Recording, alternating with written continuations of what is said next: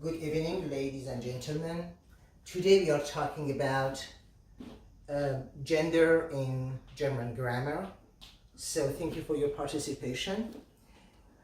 In fact, in German language there are 3 definite articles and also 3 indefinite articles for nouns in singular: de for masculine nouns, die for feminine nouns, and das for neutral nouns. So German native speakers know mostly intuitively what the article of each noun is. However, non-native speakers need to recognize the articles. There are several rules and guidelines which could determine the understanding and articles of some categories of nouns, but there are for sure always exceptions. So we are going today to talk about all these 3 genders in a particular classification method regarding their ending and perception of genders and classification of nouns according to their perception in Germanic thought. Well, so in fact, we could consider this gender conception in German either according to the ending of the words or according to the biological gender, whether is it masculine, feminine, or neutral, or according to how in Germanic languages a word has been perceived as feminine or masculine or even neutral. Let's start with masculine nouns. So when we are talking about articles, we mainly mean here definite articles. So the masculine noun has always the article der. So the first approach would be understanding masculine nouns according to their ending. So there are few guidelines according which you can always recognize the gender of the word that comes after. So mostly we can perceive that every word with er at the end is masculine. For example, the word Leiter, which means leader, or the word Arbeiter, worker, or lots of other words that have er ending. Most of them, they have a verbal stem, and the er at the end creates a participle active of the noun, which is masculine. For sure, there are also exceptions. For example, a word like Mutter has er at the end, or the word Schwester has er at the end, but these are feminine based on the fact that Mutter, which means mother, and Schwester, which means sister, are biologically in the outside world feminine. So there would be no confusion to mix them up with masculine nouns. So most professions in German that end with er are masculine. For example, the word Lehrer, as you see, has er at the end, which means teacher, and this is masculine. So, or Fahrer, which means driver. So it means, in fact, we can always perceive that the words with er at the end, which represents a gender, are which represent actually a profession, they are masculine. So all the nationalities with er at the end are masculine. For example, Americana, or Italiana, American, Italian. So we can always apply to every other nationality, Spanier, and so on, which means Spanish. So the word with or at the end are often masculine, and they are often refer to Latin words like mortor, which means motor, or humor, which means humor. So most of the words with ending est are masculine, which either represent a profession or a school of thought. For example, the word floriste, which means florist. That would be the same if you would have the word capitalist, which means capitalist, or communist, which means communist, or liberalist, which means liberalist. So it means this ist ending represents either a profession or a school of thought. So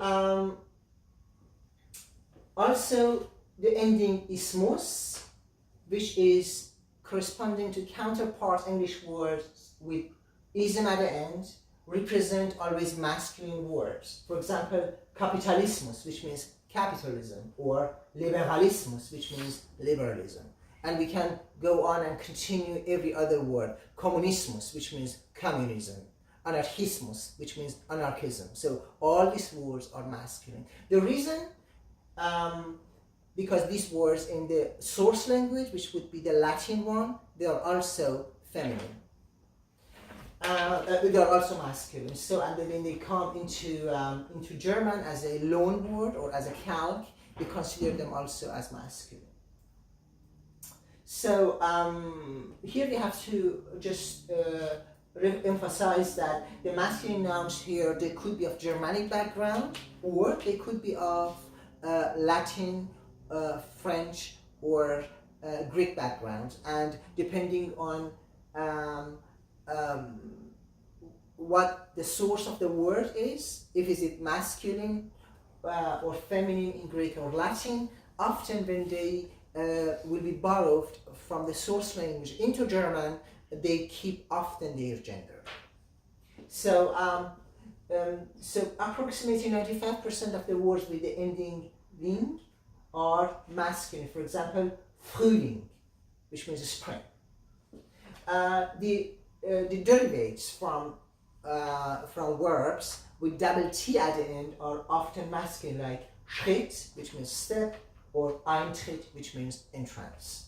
So there are for sure always exceptions here, but we can always consider as a golden hint that if there is a verb and there's a derivation of that as a noun with a double T at the end, in most cases we are talking about a masculine noun.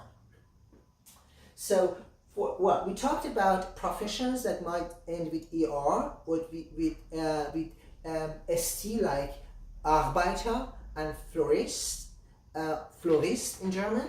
So, and they are masculine, but there are also professions that they don't have any particular ending. So signed with zero ending. So, and they still are masculine. For example, a word like Koch, which means cook, or a word like Architect, which means architect, and they're masculine. So it means, well, in this concept, so Germanic languages are often misogynist languages, and they since lots of these professions have been carried out by men, so well, the nouns in German which represent a profession are masculine. So, well, for example, a word like pilot, which means pilot, is masculine. For sure, there is always a way to feminize them and ending an in at the end or en. So pilot would be piloting, and that is masculine, which becomes female pilot. Or if we have the word like Arbeiter, which means worker, we can always say Arbeiterin, and that makes it feminine.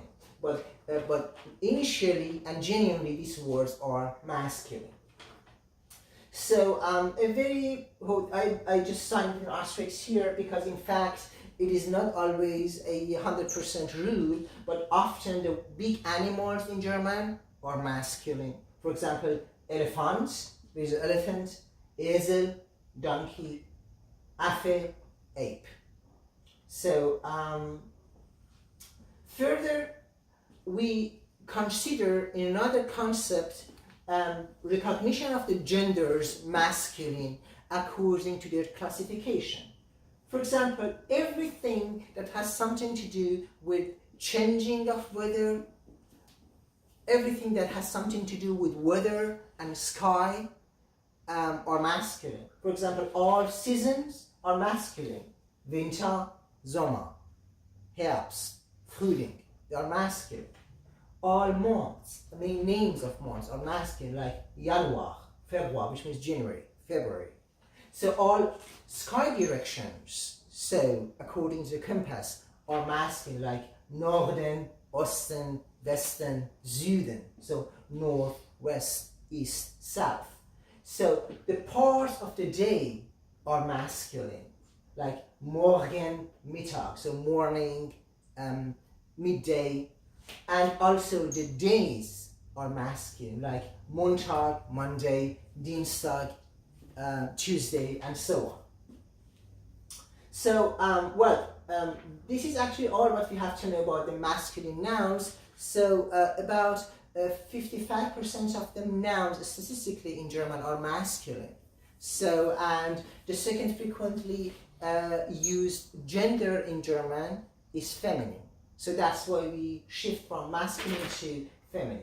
So actually, recognition of feminine genders in German is, in comparison to masculine, is much more easier. So, here we often differentiate between biologically recognized females and words that they have a particular ending, and according to their endings we consider them as feminine.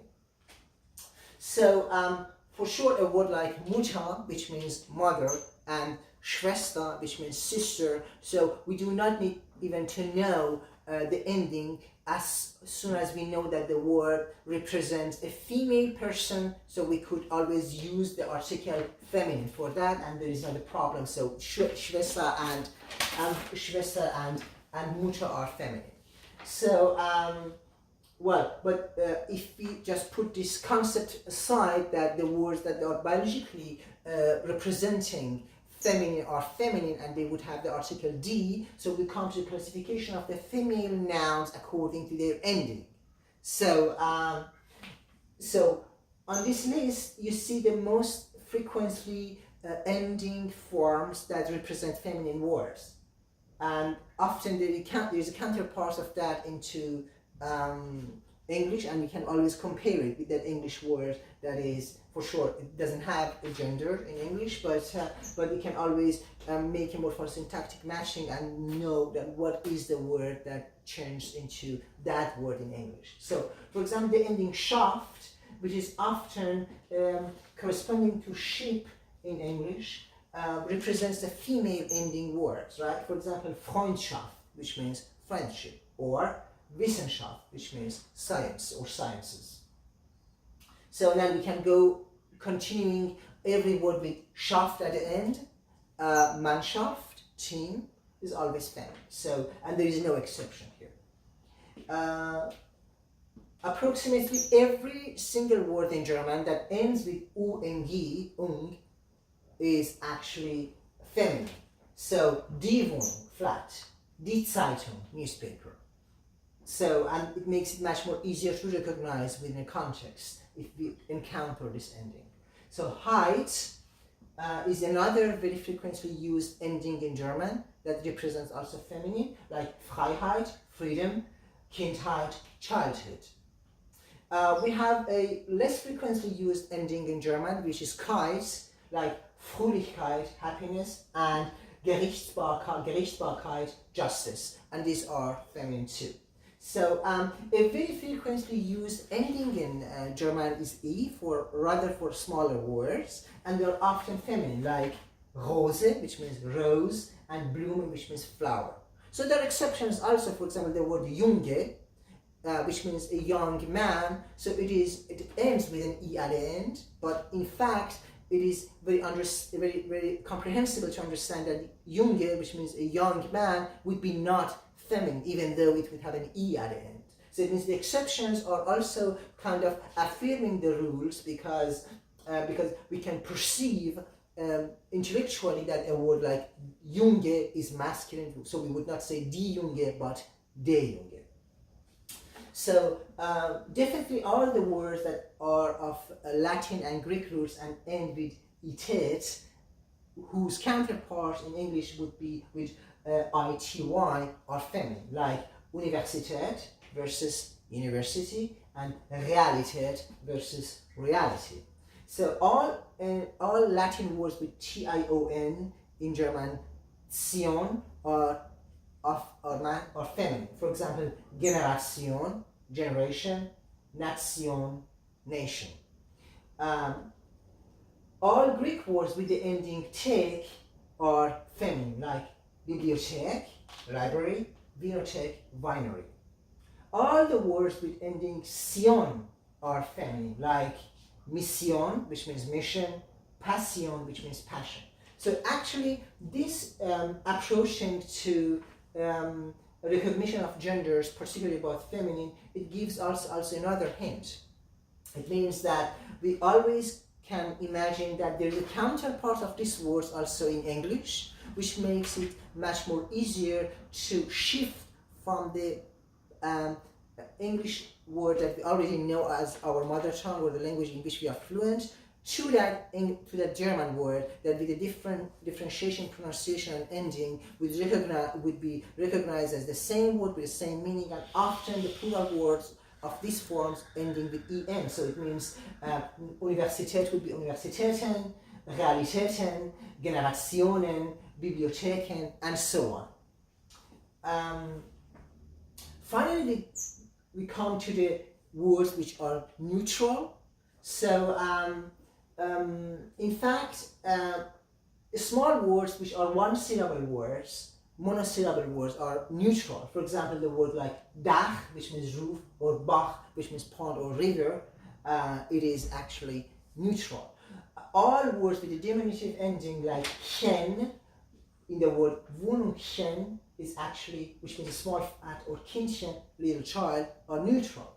Also, the words that have another diminutive ending like line, like Tischlein, small table. Think about the word klein, which means a small. So they represent also the neutrality of the words.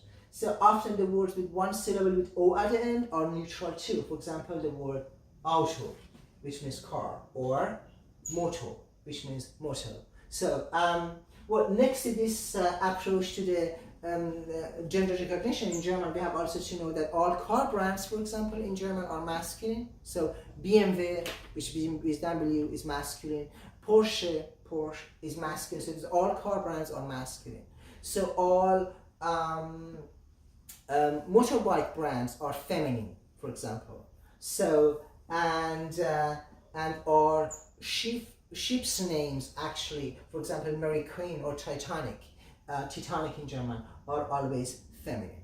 So, but that we would approach in another video and in another session, but that would give you maybe a very practical approach to recognize genders in German. Thank you very much for your attention. Have a good time.